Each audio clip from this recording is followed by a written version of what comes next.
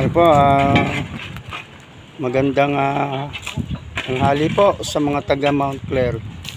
Pero na po, tinugunan na po yung problema din sa Bangaret. Pero po, papasimula na po din ang ating butihing kapitan, Baloy Lombres. Ito po yung dati talagang pag malakas ang ulan, binabasa. Ngayon po ay medyo tuyo po siya, kaya lang ito ho.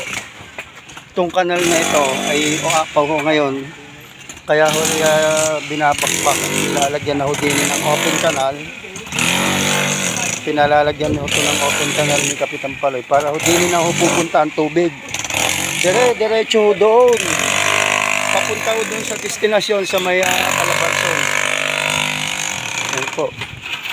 Po ang mga masisipag na mga entel ng ating barangay sa pangunguna ni Kuya Didi Ramos, Edwin Bautista, si Dan Mardiket, mga kahit saan mo ilagay.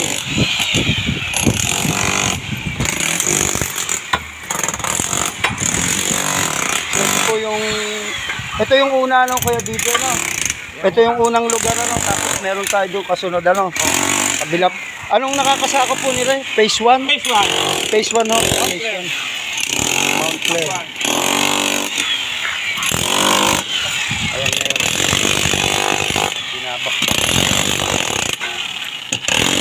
Para matanggal ang lupa.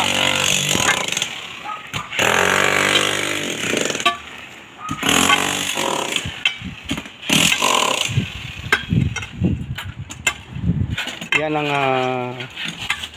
ginawa naming lugar dito noon. Pinaaktuhan ni Kapitan yung lugar na to nung kalakasan ng ulan. Kaya ngayon naman ay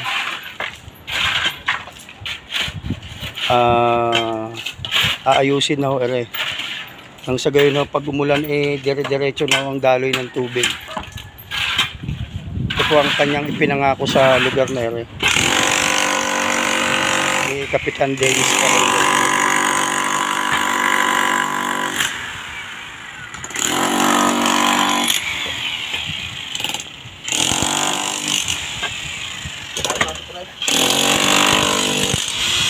Kailangan ng 3 binili pag ganun din, pag ganun,